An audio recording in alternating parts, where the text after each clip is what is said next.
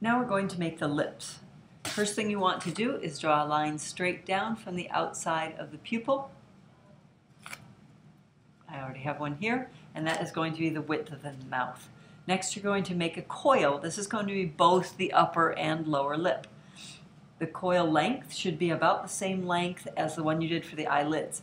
So from the edge of the nose to the outside of the eye socket, not the eyelid, but the eye socket out here. And the thickness of it, the width, should be about the same as the amount of the eyeball that you have showing right now. We're going to add some slip and attach that coil right here where the split line is. So you would have added some clay here, split lines here. If you lost the split line, that is, if you remeasure here, that was the bottom of the middle third. So there was a third left for the chin. Slip. Really, really soft clay will help you here for the coil.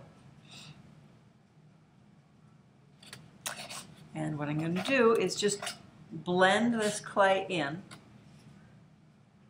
So it's not going to look like a lip right now. It's more going to look like a lump where the lips will be.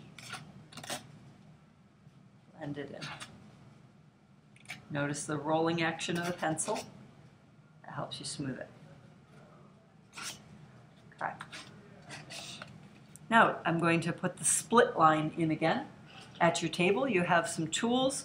They'll have a point at one end and they'll have a flattened area at the other end. It's the flattened area that you want to use. Or I also have little tiny stir sticks. You can use these. Just be careful because they are a nice thickness to use, but they're very fragile. Just try not to break them. If you do break them, just let me know. Okay, before I actually split the lip, I'm going to draw a line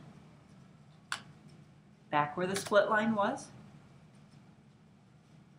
It makes sense to call it a split line because it's actually going to split the two lips. Now I'm taking that flat part of the tool, putting it in that split line and rolling it up towards the nose. Put it in the next spot, roll it up. Next spot, roll it up. Now notice I don't roll as far when I get out to the edge because the lip isn't as thick there. I'm going to turn it upside down so I can reach it better here. I'll leave a little space and then do the same thing. Roll it up. See how it's almost touching the nose here as I roll it? And I don't roll it quite as far. A little less, a little less. Okay, and then in the middle, I'm just going to roll it up a little bit. And that gives you that dip right here. Now we have a real sharp edge right here. You're going to smooth that back down and blend it into the rest of the face. Really gentle and smooth. If you put too much pressure on, you're just going to crush the lip. Right here, go back, smooth. You're only moving a tiny bit of clay, but it'll make a big difference in the look of it. And then right here under the nose, you can actually feel under your own nose there is a little dent in there, a little dip. So you can just take your pencil or the pointed end of the tool, kind of roll it in there and create that dip. Just like that.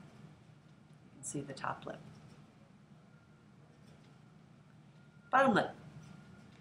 Same thing, except there is no dip in the middle. So I just take it and roll it out, rolling further in the middle, rolling less on the side.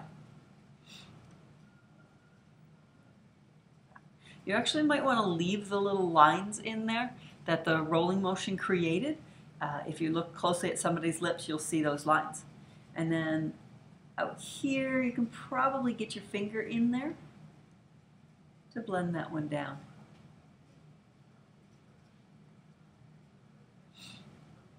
You should meet at a little point here.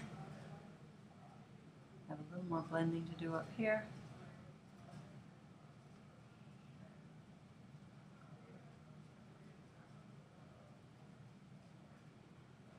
And then you can get rid of those guidelines.